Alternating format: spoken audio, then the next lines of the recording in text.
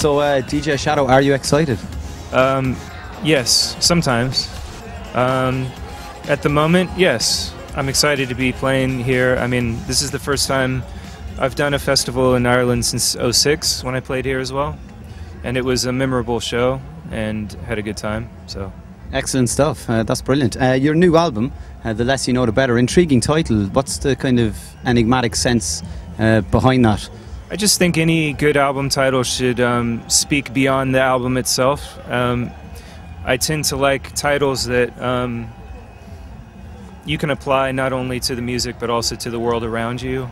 And when in the process of writing down candidates for the album title, that was one that I just kept going back to because I kept repeating it in my, in my normal life. So that usually is the sign to me that there's something to it, you know what I mean? And it seems to be rather emblematic of the world we live in at the moment. What was your process going into this particular album?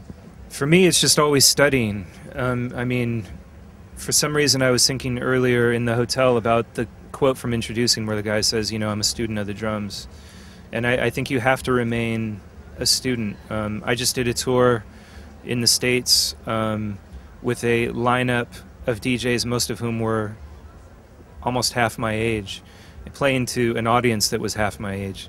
And I think it's sort of important to keep yourself off guard in that way and to constantly, I was basically learning the whole time and just sitting there going, okay, this is what people are into, this is what people are doing. It doesn't mean I'm going to then do it, but you can at least take a few things and apply it to, we're constantly evolving and constantly, or at least I hope I am, But when this album starts as well, it says, I'm back, I lost my drum. Does that suggest that it's introducing too?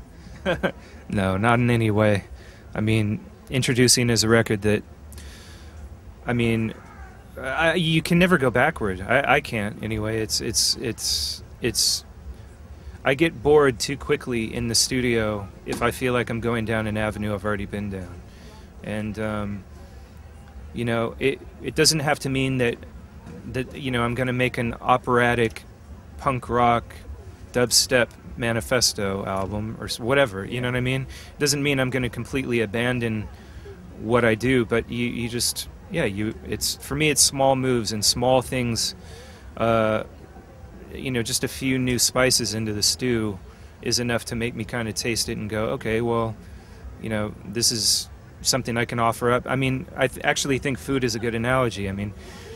If you think about the fact that people have been eating food for thousands of years, it's since the dawn of time, then it can make it a little overwhelming, but it need not be like that. You can just, take your little corner of your knowledge and apply it to some new inspiration, and suddenly you're serving a new dish. And this album is certainly like that. It's just so eclectic in its taste itself. So you've got little bits of elements of Pink Floyd going around there, I think. Yeah, definitely. There was, I thought back to front was like math. Adding up as you're going along, and then you've got stuff from the 50s, Susan Reed, and then like Border Crossing was threatening to break into a bit of speed metal. So there was so much going on in there. You don't want to tie yourself down, obviously. It regards anything at all, any type of music, even on one single album.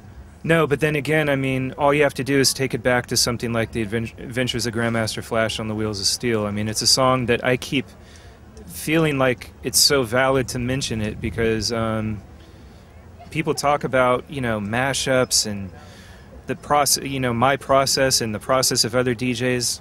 Just take it right back to that. On that record alone, it's a bit of disco mixed with a bit of, Queen mixed with a bunch of children's records and all kinds of science fiction stuff.